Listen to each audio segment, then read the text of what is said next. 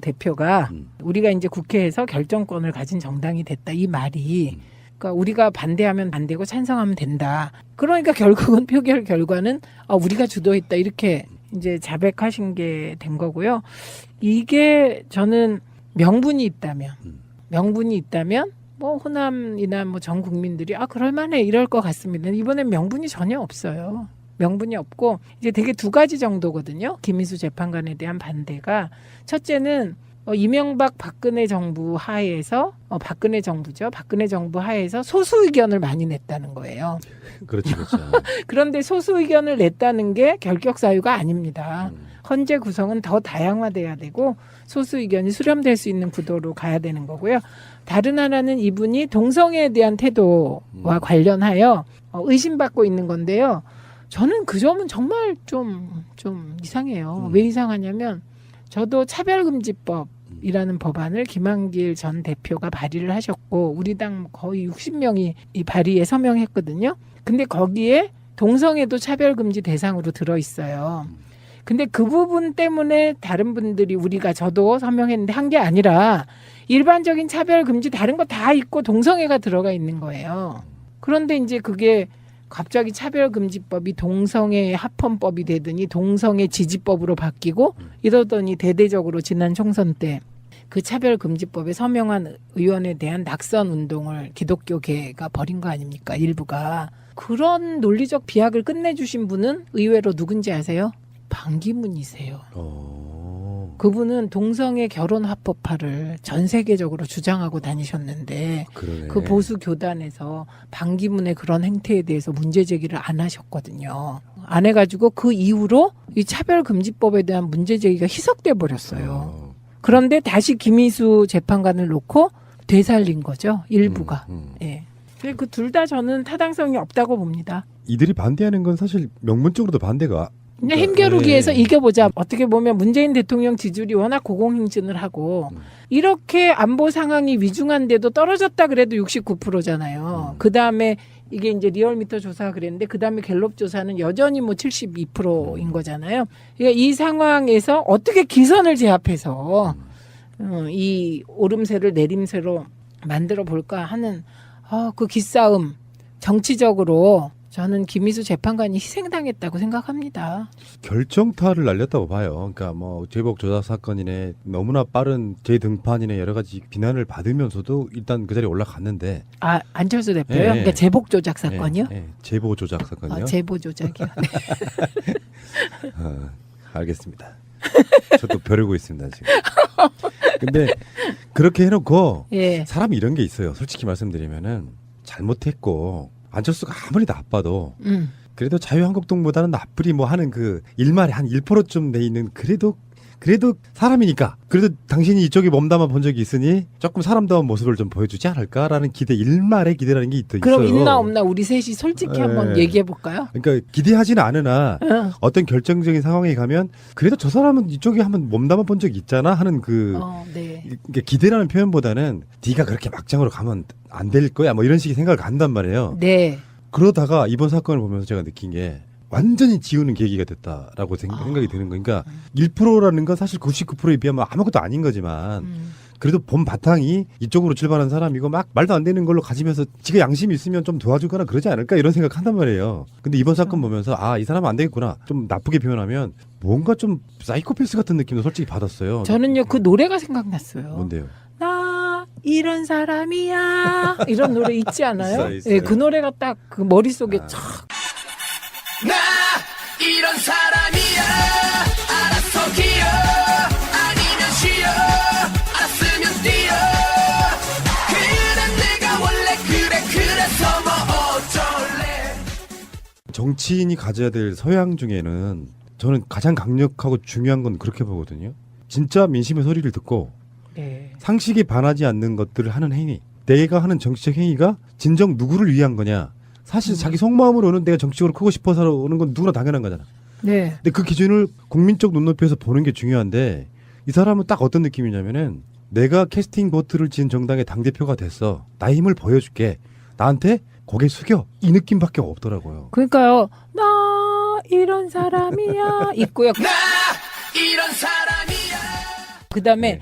여기 안철수 있습니다. 네. 그때 왜 윤상현이 박근혜 왔을 때 누님 맞아요. 저 여기 네, 있어요처럼 맞아요. 여기 안철수 있습니다 이거 같아요. 그리고 이제 옹색하게 변명하는 게 아까 말씀하신 김희수 헌재 소장 후보자가 이러이러한 사람이니 반대했다. 이런 식의 논리를 만드는 것은 네, 견강부회. 앞으로 어떻게 보세요? 국민의당은 자충수 둔 거 아니에요? 자충수일 뿐만 아니고 안철수 대표가 나 여기 있습니다 이거 하는 순간 사람들이 떠올린 장면이 있었습니다.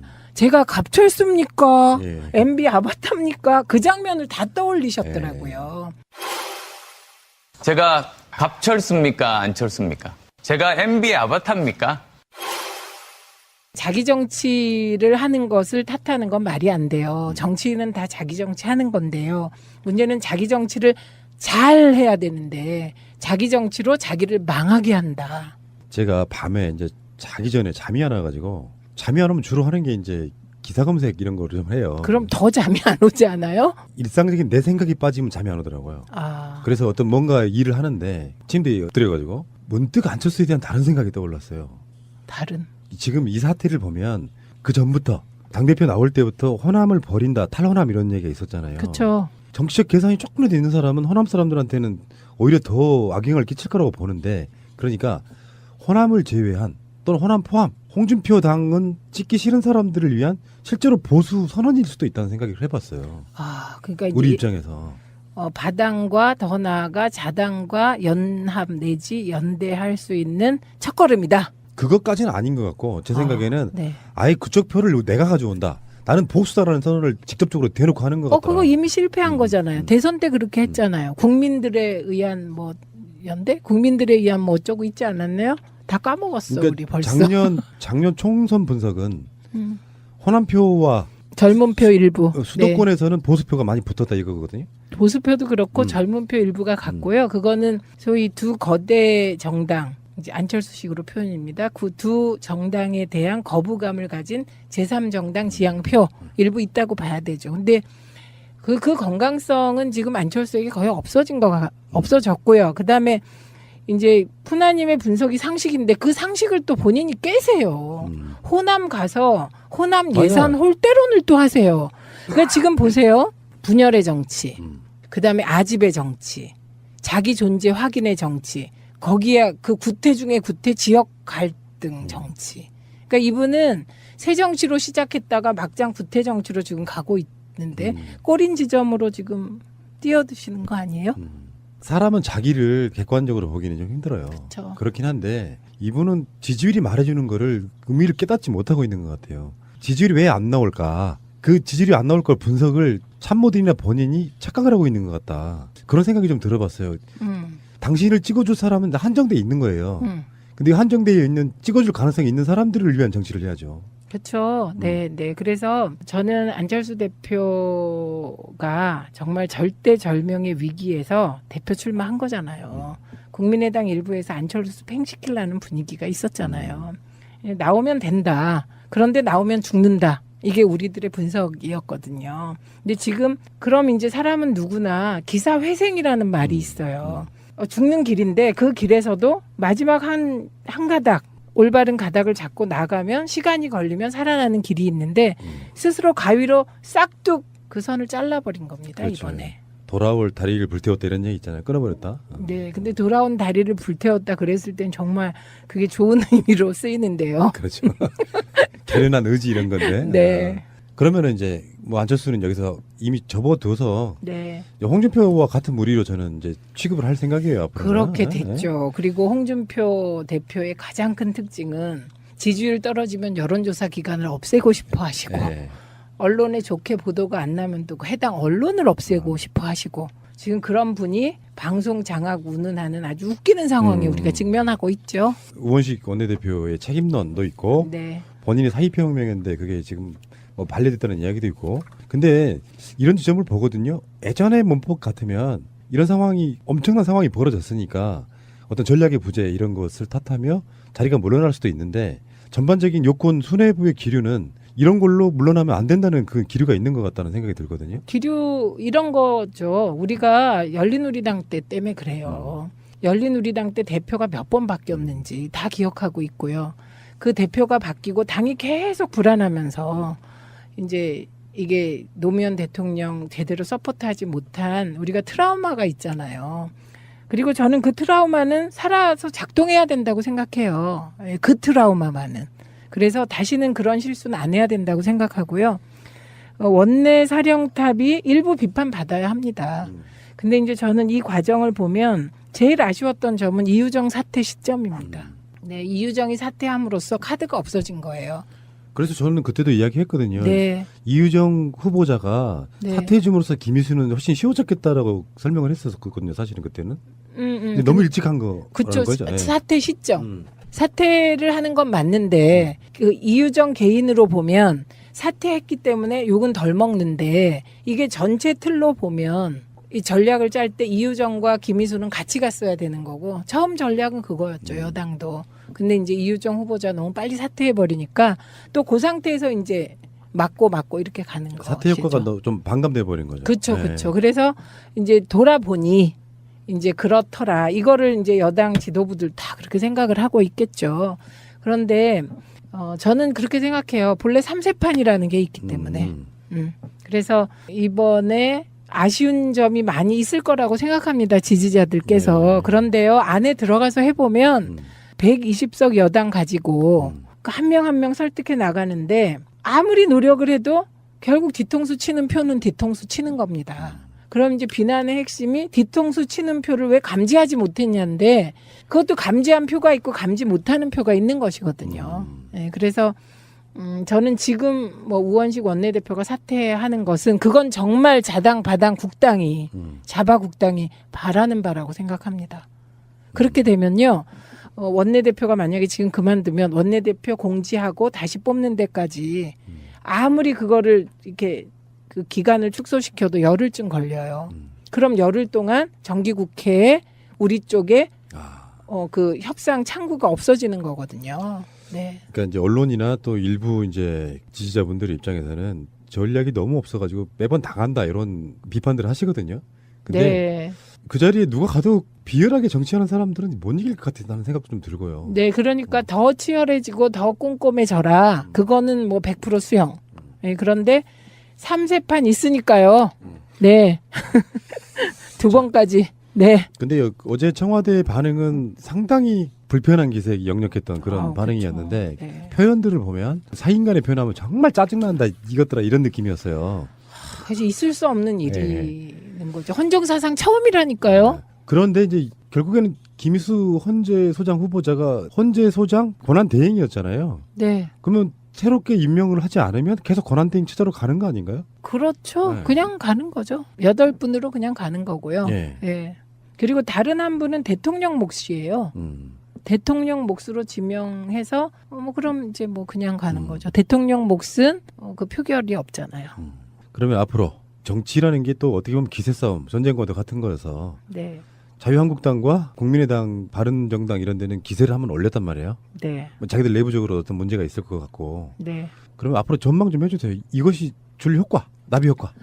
자당 바당 국당은 기고만장하다가 추락하는 새는 날개가 없다가 될 거고요. 그다음에 이제 민주당은 보면 대충 그 재수 삼수에 강하기 때문에 우리는 그래서 이번 일 이후는 정말 꼼꼼해지고 치열해질 거라고 생각합니다. 당이 이쪽으로 출발한 사람이고 막 말도 안 되는 걸로 가지면서 지가 양심이 있으면 좀 도와주거나 그러지 않을까 이런 생각한단 말이에요. 근데 이번 사건 보면서 이 사람은 안 되겠구나. 좀 나쁘게 표현하면 뭔가 좀 사이코패스 같은 느낌도 솔직히 받았어요. 저는요 그 노래가 생각났어요. 뭔데요? 나 이런 사람이야 이런 노래 있지 않아요? 있어요. 예, 그 노래가 딱 그 머릿속에 촥 나 이런 사람이야 알아서 기어 아니면 쉬어 알았으면 뛰어 그래 내가 원래 그래서 뭐 어쩔래 정치인이 가져야 될 소양 중에는 저는 가장 강력하고 중요한 건 그렇게 보거든요. 진짜 민심의 소리를 듣고 네. 상식에 반하지 않는 것들을 하는 행위. 내가 하는 정치적 행위가 진정 누구를 위한 거냐. 사실 자기 속마음으로는 내가 정치적으로 크고 싶어서 오는 건 누구나 당연한 거잖아. 네. 근데 그 기준을 국민적 눈높이에서 보는 게 중요한데 이 사람은 딱 어떤 느낌이냐면은 내가 캐스팅 보트를 진 정당의 당대표가 됐어. 나 힘을 보여줄게. 나한테 고개 숙여. 이 느낌밖에 없더라고요. 그러니까요. 나 이런 사람이야 있고요. 나 이런 사람이야 그다음에 네. 여기 안철수 있습니다. 때문에 다른 분들이 우리가 저도 서명했는데 한 게 아니라 일반적인 차별 금지 다른 거 다 있고 동성애가 들어가 있는 거예요. 그런데 이제 그게 갑자기 차별금지법이 동성애 합헌법이 되더니 동성애 지지법으로 바뀌고 이러더니 대대적으로 지난 총선 때 그 차별금지법에 서명한 의원에 대한 낙선 운동을 기독교계가 벌인 거 아닙니까? 일부가. 그런 논리적 비약을 끝내주신 분은 의외로 누군지 아세요? 반기문이세요. 그분은 동성애 결혼 합법화를 전 세계적으로 주장하고 다니셨는데 그러네. 그 보수 교단에서 반기문의 그런 행태에 대해서 문제 제기를 안 하셨거든요. 안 해가지고 그 이후로 이 차별금지법에 대한 문제 제기가 희석돼 버렸어요. 그런데 다시 김희수 재판관을 놓고 되살린 거죠. 일부가. 예. 그 둘 다 저는 타당성이 없다고 봅니다. 이들이 반대하는 건 사실 명문적으로도 반대가 그냥 힘겨루기에서 네. 이겨보자. 어떻게 보면 문재인 대통령 지지율이 워낙 고공행진을 하고 이렇게 안보 상황이 위중한데도 떨어졌다 그래도 69%잖아요. 그 다음에 이게 이제 리얼미터 조사가 그랬는데 그 다음에 갤럽 조사는 여전히 뭐 72%인 거잖아요. 그러니까 이 상황에서 어떻게 기선을 제압해서 이 오름세를 내림세로 만들어 볼까 하는 그 기싸움 정치적으로 저는 김희수 재판관이 희생당했다고 생각합니다. 결정타를 날렸다고 봐요. 그러니까 뭐 제복 조작 사건이네 너무나 빠른 재등판이네 여러 가지 비난을 받으면서도 일단 그 자리에 올라갔는데 안철수 대표요? 예, 예. 그러니까 제복 조작 사건이요? 예, 예. 제보 조작 사건이요. 제보 조작이요. 네. 알겠습니다. 저도 벼르고 있습니다 지금. 근데 그렇게 해놓고 예. 사람이 이런 게 있어요. 솔직히 말씀드리면은 잘못했고 안철수가 아무리 나빠도 그래도 자유한국당보다는 나쁘리 뭐 하는 그 일말에 한 1%쯤 돼 있는 그래도 사람이니까 그래도 당신이 이쪽에 몸담아 본 적이 있으니 조금 사람다운 모습을 좀 보여주지 않을까라는 기대 일말의 기대라는 게 있어요. 그럼 있나 없나 우리 셋이 솔직히 한번 얘기해 볼까요? 그러니까 기대하지는 않으나 어떤 결정적인 상황에 가면 그래도 저 사람은 이쪽에 한번 몸담아 본 적이 있잖아 하는 네. 그러니까 기대라는 표현보다는 네가 그렇게 막장으로 가면 안 될 거야 뭐 이런 식의 생각을 간단 말이에요. 네. 그러다가 이번 사건을 보면서 제가 느낀 게 완전히 지우는 계기가 됐다라고 생각이 드는 거. 그러니까 1%라는 건 사실 99%에 비하면 아무것도 아닌 거지만 그래도 김희수 대표가 우리가 이제 국회에서 결정권을 가진 정당이 됐다 이 말이 그러니까 우리가 반대하면 안 되고 찬성하면 된다. 그러니까 결국은 표결 결과는 우리가 주도했다 이렇게 이제 자백하신 게 된 거고요. 이게 저는 명분이 있다면 뭐 호남이나 뭐 전 국민들이 그럴만해 이럴 것 같습니다. 이번엔 명분이 전혀 없어요. 명분이 없고 이제 되게 두 가지 정도거든요. 김희수 재판관에 대한 반대가 첫째는 이명박 박근혜 정부 하에서 박근혜 정부죠. 박근혜 정부 하에서 소수 의견을 많이 냈다는 거예요. 그렇죠. 그런데 소수 의견을 냈다는 게 결격 사유가 아닙니다. 헌재 구성은 더 다양화돼야 되고 소수 의견이 수렴될 수 있는 구도로 가야 되는 거고요. 다른 하나는 이분이 동성애에 대한 태도와 관련하여 의심받고 있는 건데요. 저는 그 점은 정말 좀 이상해요. 왜 이상하냐면 저도 차별금지법이라는 법안을 김한길 전 대표가 발의를 하셨고 우리 당 거의 60명이 이 발의에 서명했거든요. 근데 거기에 동성애도 차별금지 대상으로 들어있어요. 근데 그 부분 때